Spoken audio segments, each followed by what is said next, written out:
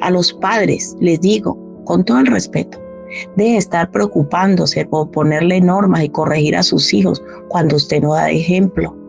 Deje de estar atosigando a sus hijos que tienen que cambiar y hacer cosas que usted mismo no hace. Deje de estar poniendo cargas sobre otros que usted no es capaz de llevar. Y deje de estar poniendo tanta imposición sobre sus hijos, sabiendo que usted no es capaz de afirmarlo. Aprenda a aplicar la gracia y decirle, hijo, no te mereces eso, pero en esta ocasión te lo voy a dar porque sé que lo necesitas. Cuando Dios manifiesta la gracia sobre nosotros, no es que Dios nos va dando todo lo que queremos, no. Cuando Dios manifiesta la gracia sobre nosotros, cuando nos da algo que nosotros en verdad no merecemos, no hemos hecho mérito para tenerlo, es porque lo necesitamos y hace parte del plan y el propósito de Él. Aprenda a aplicar la gracia con los de su casa, aplicar la misericordia y aprenda a afirmar. Mira, a los padres yo les hablo antes de usted estar machacando tanto a sus hijos y dándole tantas órdenes que a veces los padres no sabemos ni mandar, ni dirigir, ni corregir. Dedíquese a afirmar primero a su hijo.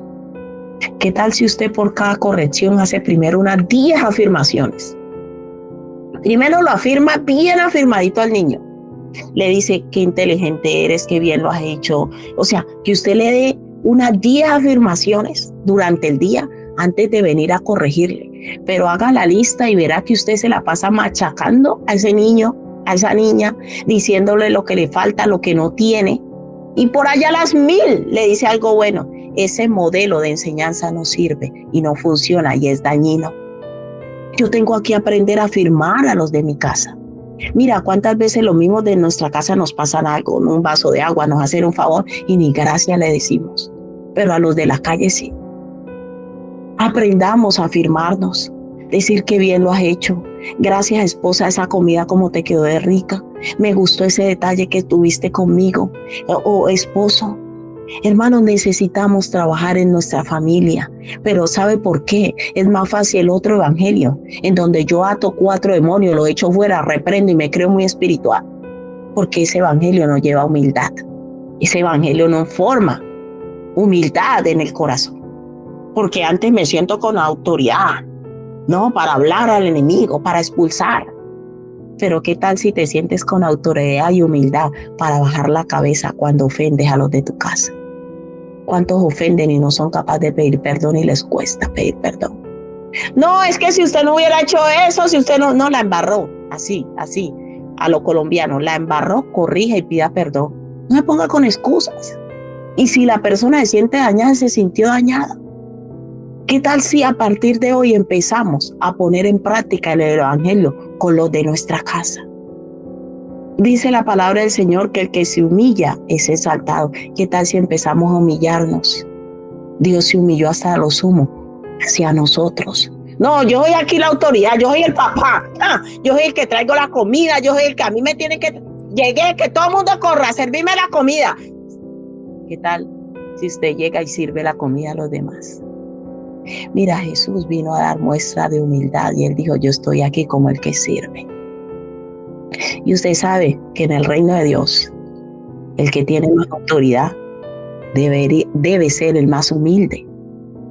Y siempre lo diré, usted sabe quiénes son los que en la familia están llamados a ser más humildes, los hombres. Por eso cuando un hombre se entrega a Cristo, eso es un tesoro, eso es una bendición. Yo digo, después de Cristo, la salvación, un hombre rendido a Cristo verdaderamente, es el mayor regalo que puede tener después de la salvación una esposa. Porque ese hombre la va a tratar como Cristo trata a su iglesia. Quiere decir que le va a tener paciencia, la va a tratar, la va a afirmar. Ese hombre va a aplicar la gracia con usted.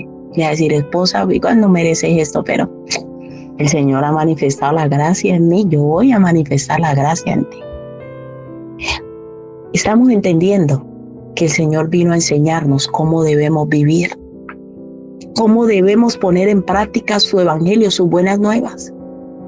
Pero como venimos de una estructura mundana, donde el que tiene autoridad es el que tiene derecho de humillar y de tratar a otros mal, empieza a chocar con el evangelio. Porque en el reino de Dios el mayor es el que más sirve. En el reino de Dios el que quiera ser exaltado tiene que humillarse primero. El camino, como lo hemos estudiado, a la exaltación es la humillación. Y hasta que, mira, escúchame bien, hasta que el esposo no se humille delante de la esposa, tratándola como Dios quiere, Dios no lo va a exaltar. Hasta que la esposa no se humilla delante del esposo, de sus hijos, hasta que los hijos no se humillan delante de los padres. Estamos entendiendo, iglesia, cuál es el verdadero evangelio. El verdadero evangelio que vino a enseñar Jesucristo es un camino de humillación, en donde yo me quito de mi posición como hizo Jesús, donde yo renuncio a ser como dice, el que decide, y vivo pensando en los demás. Por eso el antónimo, uno de los antónimos del amor es el orgullo y el egoísmo. No, si yo no soy egoísta, si es egoísta. Es el egoísmo que te tiene así, porque tú en tu mente no concibes el servir a los demás. Tú quieres que te sirvan. Tú quieres que otros se humillen delante de ti. Tú quieres que otros te den la posición de reconocimiento y autoridad. Y eso no es así. En el reino de Dios esa posición solo Dios se la da a aquel que se humilla. El esposo se humilla para tratar bien a su esposa y a sus hijos. Por eso me gusta tanto la canción de Santo cuando dice: todos lo verán coronado en poder y autoridad. ¿Sabe por qué Jesús va a venir en poder y autoridad? Porque Él se humilló para salvarnos a nosotros, aun siendo nosotros pecadores. Él se humilló por nosotros. Y hoy el Señor quiere hablarle a los hombres de casa de oración. Y Dios te dice hoy: aprende a humillarte. Humíllate bajo la poderosa mano de Dios, y cuando fuere tiempo, Él te exaltará. Aprende a humillarte, y no me refiero de bajarse de la posición, porque esa autoridad ya te la ha dado Dios, viene de Dios. Pero humillarse significa, varón, que tú aprendes a tratar a tu esposa y a tus hijos como Dios demanda, aunque te cueste. Y no te estás humillando delante de ellos, te estás humillando delante de Dios, diciéndole: Señor, este es tu método, esto es tu forma, hoy me humillo delante de ti. Nosotros no hemos entendido que no es delante de los hombres que nos humillamos cuando decidimos bajar la cabeza, es delante de la máxima autoridad del universo, delante del Dios altísimo, donde nos humillamos y le decimos: Señor, voy a hacer las cosas como tú dices. Una persona humilde decide someterse y sujetarse a la voluntad de Dios, aunque le cueste. Pero este evangelio nos gusta. Gusta el evangelio donde le diga: usted es el grande, usted es poderoso, usted tiene que mandar, usted está para gritar, usted es el que lleva la comida a casa, usted es el que manda. Y el Señor dice: yo soy el Rey de Reyes, Señor de Señores, sentado en autoridad, y me humillé para que tú fueras salvo. Dios nos está llamando, iglesia, a seguir el camino de la humildad en nuestra familia. Ese es el camino de Cristo, porque la humildad me lleva a bajarme de mi posición. Escúchame bien, aunque la tenga, porque Cristo la tenía. Se despojó a sí mismo y se humilló a sí mismo, tomando forma de siervo, dice, y siendo semejante a los hombres. Es que la humildad no tiene que ver en que yo pierdo, por decir, mi función, mi estatus, ay no, es que yo qué más estar humillando, yo, a mí que me atiendan, a mí que me sirvan. No, eso no te va a quitar la función de autoridad, tú sigues siendo autoridad. Pero necesitas aprender a humillarte. Mira, nosotros, para vivir un evangelio conforme al diseño de Dios, necesitamos caminar en el camino de la humildad. Andar en el camino de la humildad, porque ese es el camino de Cristo. Pero ese evangelio donde usted le aumentan y le suben ese ego por allá y le hacen creer que usted es tan grande, que usted es tan poderoso y que usted tiene autoridad. Y hay personas que cuando empieza a manifestarse los dones del Espíritu, entonces cree que el poder es suyo. Por cierto, el poder es de Dios, sigue siendo de Dios.